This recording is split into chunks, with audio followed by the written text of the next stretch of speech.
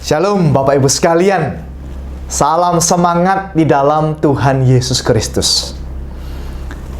Pagi ini saya ingin mengajak kita merenungkan beberapa topik yang sederhana dari bacaan kita, perenungan kita di dalam kitab Imamat. Saya ingin mengajak kita melihat bahwa sebetulnya kitab Imamat ini banyak hal yang sangat menarik, yang juga sederhana, yang bisa kita renungkan bersama-sama. Mungkin sebagian orang akan berpikir bahwa kitab Imamat itu kitab yang sulit, kitab yang rasanya bukan untuk orang awam. Harus orang yang sekolah teologi, harus orang yang mempunyai banyak pengetahuan, harus pendeta yang bisa memahaminya. Saya rasa tidak, Bapak Ibu yang kasih. Nah, makanya hari ini dan beberapa waktu ke depan kita akan membahas beberapa topik, bukan berurutan, tetapi kalau saya boleh bilang keterkaitan. Karena sama-sama dari buku Imamat. Dari pasal 1, pasal 2, dan pasal seterusnya. Mari pagi hari ini kita mulai dengan Imamat pasal 1. Di dalam Imamat pasal 1 kita misalnya bisa merenungkan sebuah topik di dalam ayat yang ke-10. Mari kita membacanya. Imamat pasal 1 ayat 10 mengatakan, "Jikalau persembahannya untuk korban bakaran adalah dari kambing domba, baik dari domba maupun dari kambing, haruslah ia mempersembahkan seekor jantan yang tidak bercela." Kayaknya kalau kita baca begitu saja, ya begitulah. Tetapi ada hal yang menarik yang bisa kita renungkan dalam bagian ini, yaitu kata kambing. Kata kambing. Jadi judul renungan kita atau diskusi kita yang singkat ini saya beri judul kambing. Bapak Ibu, biasanya kata kambing ini kurang mempunyai arti yang baik. Biasanya kambing itu dikaitkan, dikonotasikan dengan yang kurang baik. Kadang-kadang ada orang mengatakan membagi dua. Orang Kristen domba sama orang Kristen kambing. Yang domba penurut, baik, tidak memberontak, nurut, begitu. Kalau Kristen kambing, Kristen yang kasar, yang jahat, suka memberontak, suka melawan, suka menyusahkan, menimbulkan banyak masalah.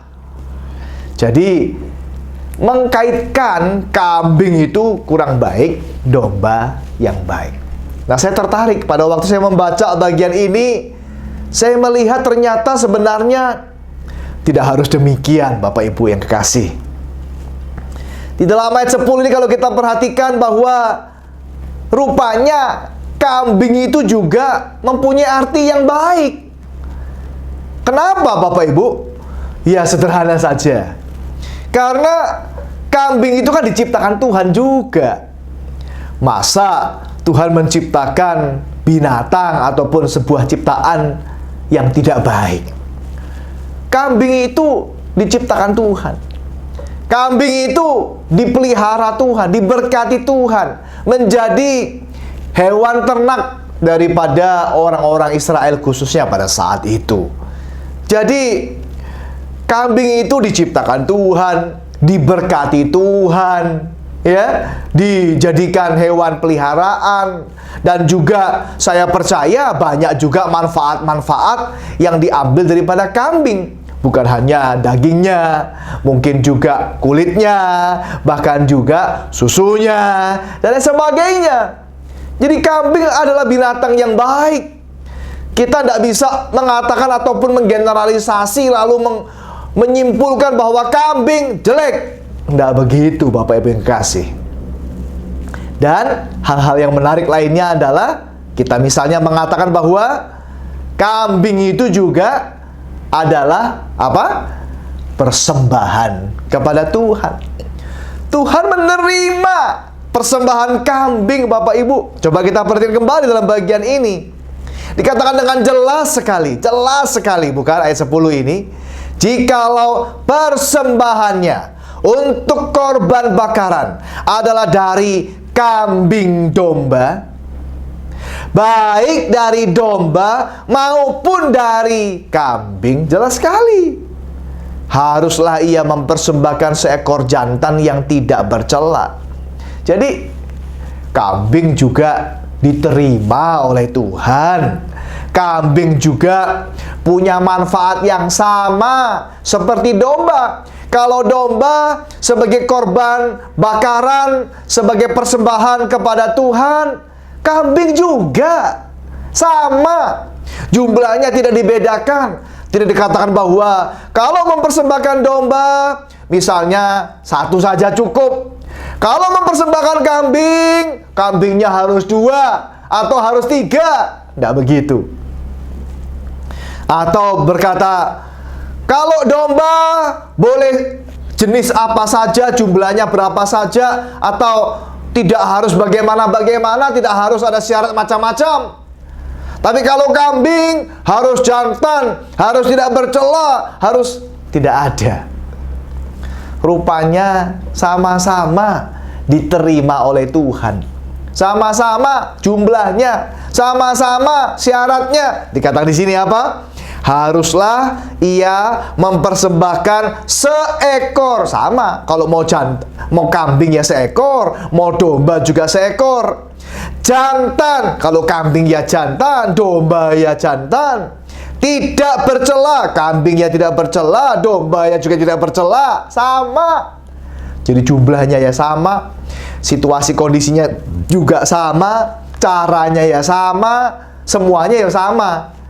Jadi Tuhan itu menerima persembahan baik domba maupun kambing. Jadi janganlah kita seolah-olah menganggap rendah dengan mengatakan, oh ini kambing ini kurang baik.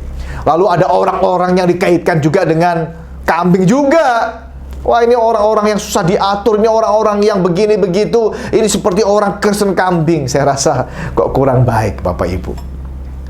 Pagi ini saya ingin mengajak kita merenungkan hal itu. Bahkan kalau kita selanjutnya mengatakan, rupanya Bapak Ibu, bukan cuman dua-duanya itu sama. Dua-duanya diterima. Dua-duanya artinya, maknanya, dampaknya, manfaatnya ya sama. Tetapi juga kalau kita perhatikan sebetulnya kambing domba itu cara penyebutannya seolah-olah bukan harus domba dulu. Cara penyebutannya bisa domba duluan, bisa kambing duluan. Perhatikan bagian ini. Ayat yang ke-10.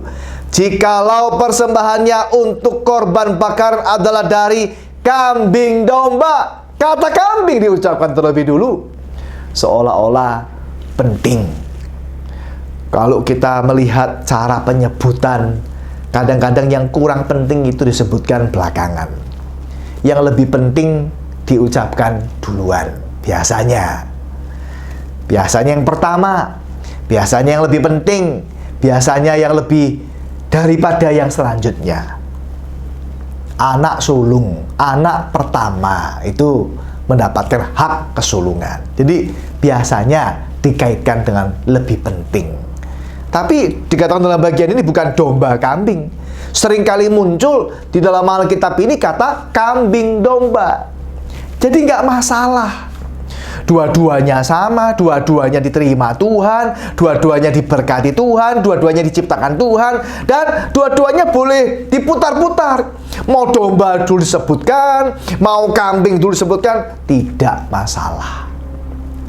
Dan yang satu lagi Bapak Ibu yang bisa kita angkat misalnya, yaitu kadang-kadang malah kalau memberi persembahan kepada Tuhan pada zaman itu bukan bagi domba, tapi bagi kambing saja. Kambing saja, cukup. Jadi nggak harus domba, tapi kambing. Jadi betapa di dalam bagian kita melihat Tuhan juga menerima, mengutamakan, menganggap penting, menganggap berharga kambing. Apa yang bisa kita pelajari Bapak Ibu? Kesimpulannya adalah Tuhan itu semua ciptaannya adalah baik. Tidak ada yang tidak baik. Tidak ada yang salah. Tidak ada yang jelek. Tidak ada yang produk gagal. Tidak ada yang kurang penting. Semuanya itu penting. Semuanya itu baik. Semuanya itu indah. Semuanya itu sempurna di mata Tuhan. Apalagi kita sebagai manusia. Tuhan menciptakan kita itu baik adanya, sempurna adanya, indah adanya. Kita diciptakan dengan maksud dan tujuan untuk kesenangan Tuhan. Jadi kita menghargai, bukan hanya menghargai diri kita, tapi juga menghargai orang lain. Tidak ada yang jelek, tidak ada yang kurang bagus, tidak ada yang gak penting, tidak ada yang gak berguna. Jadi kita jangan merendahkan diri sendiri, juga jangan merendahkan orang lain, menganggap saya ini produk gagal, saya ini kurang bagus, saya tidak bisa apa-apa, saya atau orang lain, dan seterusnya. Kita diciptakan Tuhan itu sangat berarti. Ya, dari renungan ini, dari pembicaraan ini, kiranya kita semua lebih menghargai baik diri sendiri, juga orang-orang yang lainnya, dan ciptaan Tuhan lainnya yang sudah diciptakan Tuhan indah dan sempurna adanya. Amin. Tuhan memberkati kita sekalian.